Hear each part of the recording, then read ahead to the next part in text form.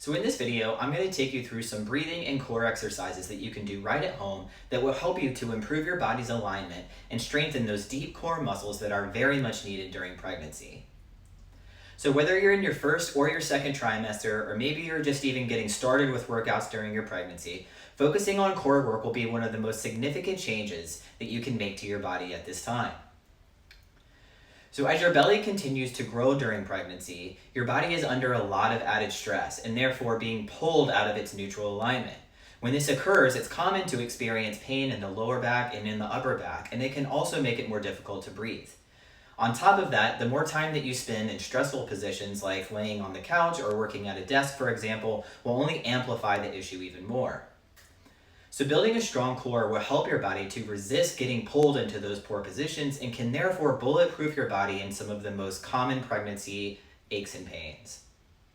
So as part of the workout we're going to go over in this video, we're going to cover three main areas. The first area is going to be finding your proper neutral alignment. The second is going to be incorporating breathing techniques, and the third is going to be showing you core exercises that you can do at home that will incorporate the alignment in the breathing exercises. So the first thing that we'll go over is finding neutral alignment, and the easiest way to do that is to get into a standing position. So basically neutral alignment is when we stand up nice and tall and we can have a checkpoint between aligning, vertically stacking our ears, shoulders, hips, knees, and ankles. So if I stand up nice and tall, notice that my shoulders are not rounded forward, I'm not allowing myself to slump down, I'm standing up tall, and I'm trying to vertically stack those checkpoints.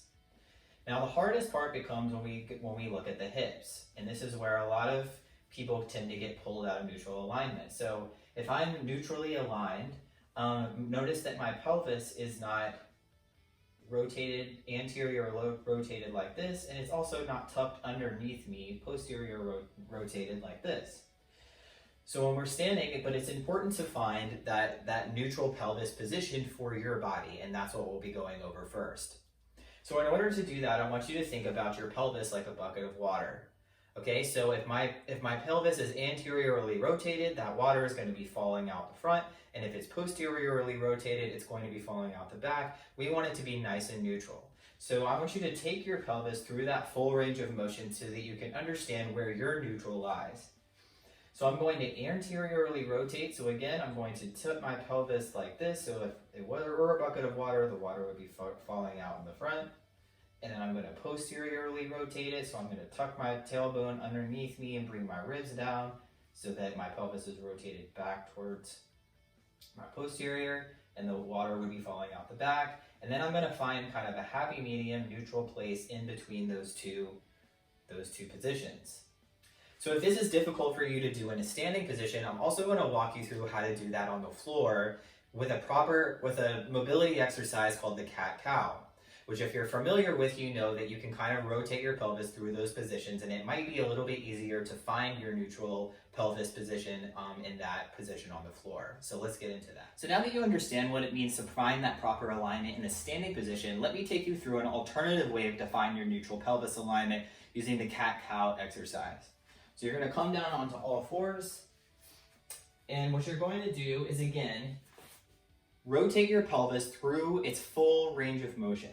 So I'm going to be anteriorly rotating it as I look up, and then I'm going to posteriorly rotate it and try to bring my pelvis underneath in this position.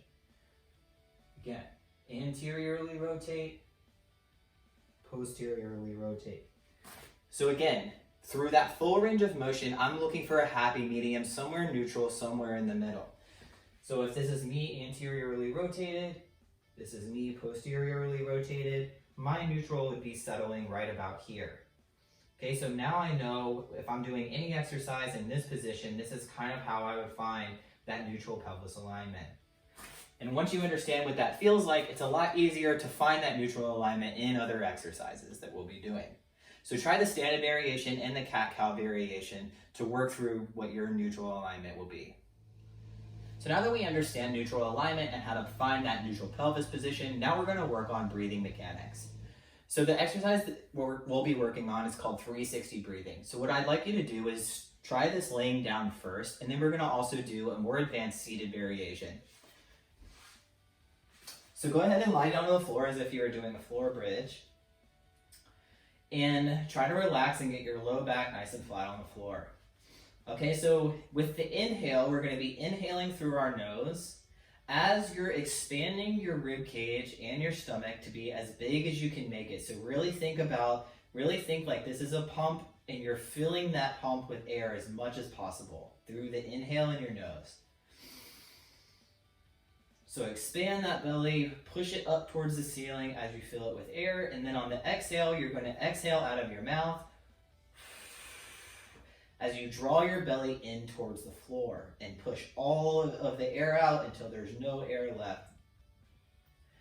If you're having trouble with this, what you can also do is put your hands underneath your low back. So now on the inhale, again, I'm going to expand my stomach as big as I can without lifting my low back off the ground, so I'm keeping contact with my hands. So I'm going to fill my belly with air on the inhale through my nose. And then as I exhale through my mouth and I pull my back into the ground, I'm pressing against my hands as hard as I can, trying to push all the air out. And it should be a loud exhale as if you're blowing out a candle. So loud exhale through the mouth. So what you'll do is repeat this about 5 breaths until you feel like you get the hang of it. So again, inhale, you're making your stomach as big as possible. You're expanding the rib cage, allowing your abdomen to fill with as much air as possible. And on the exhale through your mouth, you're trying to remove all of that air and use your stomach muscles and ab muscles to push out the air and push your body down towards the floor.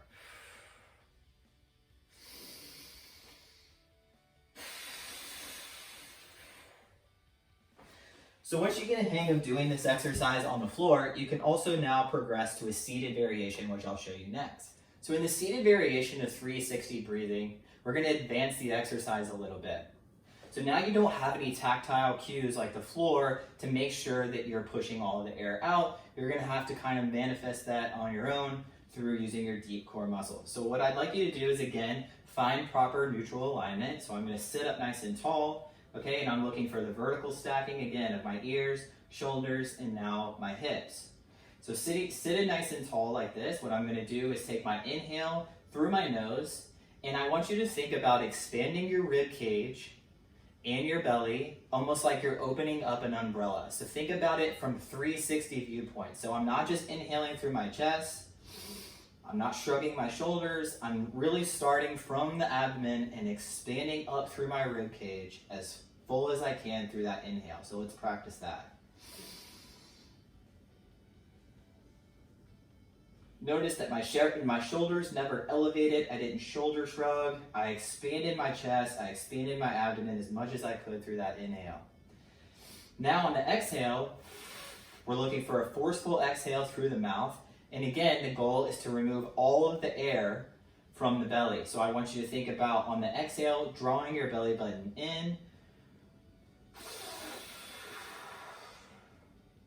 Continue to exhale until there's no air left.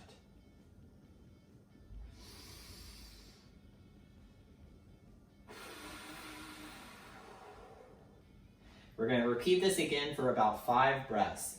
Inhale through the nose, expand the rib cage, expand the belly, exhale through the mouth, remove all of the air, push the navel in like you're blowing out a candle. So that's 360 breathing, lying down variation, and then progressing to the seated variation.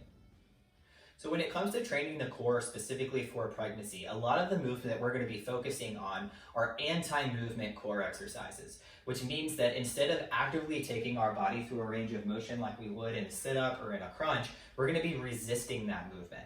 And this is going to mimic what we're trying to do with our neutral alignment and strengthening our core to make sure that we can keep our bodies in the right position. So one of the first exercises that we're going to go through is called a Kerri, and it mimics things that we do every day in our regular lives. So in order to do this exercise, you are going to need a heavy object to hold on one side of your body. So if you saw the weighted backpack video that I made, you can also follow that tutorial to make a weighted backpack. If you have other heavy things, household objects in your home that you can carry and use for this exercise, that will also work. A heavy duffel bag, paint cans, anything like that. So the whole purpose of this is to hold the heavy object on one side of your body and continue to keep your body in that neutral alignment that we discussed earlier in the video. So what I'm doing during this exercise is resisting my body's the weight, which is pulling me down into one direction. So I don't want to have a hip shift. I don't want to let my shoulder drop. I want to stay up nice and tall and resist getting pulled out of neutral alignment. So with this exercise, you can walk around your house for a prescribed amount of time. Generally 30 to 45 seconds is probably good. If you don't have room to walk around, you can also just hold the weight and just stand still and again, resist getting pulled out of that alignment. So the next exercise I'm going to walk you through is the get up. So this movement is especially helpful if you're going to get up off the floor, or you can also use this technique if you're coming to get up off lying down on the couch or getting out of bed. So this is one of the common moves that we need to use our deep core muscles, and when we don't properly engage these muscles during movements like this is when we can kind of put extra strain on our low back. So you start lying on your back on the floor, and if I'm going to roll towards my left side, I'm going to put my left leg extended out in front of me and keep my right leg bent. My left arm is going to come out next to me at a 45-degree angle, so I don't want it up here and I don't want it down my side, but somewhere in between. What I'm going to do is I'm going to inhale and I'm going to brace. Okay, so I'm going to fill that belly with air and then I'm going to hold that pressure there. And as I go to exhale, I'm going to roll my body towards the side and up onto my elbow. And you can even eventually come up onto your hand like this. Notice that when I came up from the lying position, I did not crunch my neck forward and my ass forward like a crunching motion. I also did not do a sit-up. I rolled towards the side onto that arm for support and then up onto the hand. What I want you to also think about is allowing your shoulders and your abdomen and your hips to move in one motion, meaning that I did not let my shoulders come first and then roll up to the side and strain myself to get up. I want you to think about it as one uniform movement. So if this is difficult in the beginning, one of the techniques that you can also use is use this right leg to provide some traction, and you can allow yourself to push some of that body weight off that leg to help you up, and then back down. So what I'd like you to do is start with the position that you feel most comfortable. Again, make sure that you're engaging your core in this movement. Make sure that you're using your proper breath. So again, inhale and brace, exhale on the way up, and then eventually up towards your hand. And then continue to engage that core all the way back down to the lying position. So what you'll do is perform this for 5 rolls towards the left, and then switch sides and go 5 rolls to the right. So the last exercise I'm going to walk you through is called a banded anti-rotation. To perform this exercise, you will need a light resistance band, and you'll need to anchor it at something that's about belly button height. So one of the variations I'm going to show you through this exercise is the half kneeling variation. So I'm going to look at attaching my resistance band to a piece of furniture, a coffee table, anything that will allow that band to hit me about just above my belly button. If you don't have anything to attach the band that works with that height, you can also perform the exercise standing and attach the band to a doorknob or a countertop or something like that that allows you to be at that belly button height. So once I get my resistance band attached, I'm going to have it face the side of me, and I'm going to grab the band and come into this half kneeling position. Now what I'm going to do is extend my arms out in front of me. And again, you want to make sure that there's no slack in the band, so you want to make sure that you're pulling on that nice and tight and that the object that you're attaching the band to is sturdy enough to hold you. And what I'm going to be doing in this position is just holding. And again, I'm resisting. It's an anti-movement exercise, so I'm resisting that band pulling me towards the right side. So you should feel this in your external obliques here on the side of your abdomen. So again, remain nice and tall, keep your neutral alignment, keep your neutral pelvis position, and we're just going to hold here for about 20 to 30 seconds depending on the level of resistance that you're getting from the band. So you can start slowly and then work up to being able to hold that for more time. Now, this is an exercise, since we're getting pulled in one direction, we're also going to have to flip around and do it on the other. So once I do it on my right side, then I'm going to flip around and I'm going to do it on the alternate side. The important thing to note here is that the direction that I'm facing, my knee and my leg in the front side is going to be on the outside, opposite side of the band. So in this position, my band is on my right, so my left leg is facing forward, and I'm not crossing over this leg and being able to use this to help pull me into a neutral alignment. It's going to be my outside leg that's in front here. So go ahead and try that exercise and hold it for 20 to 30 seconds, and then eventually work your way up to holding that for a longer period of time.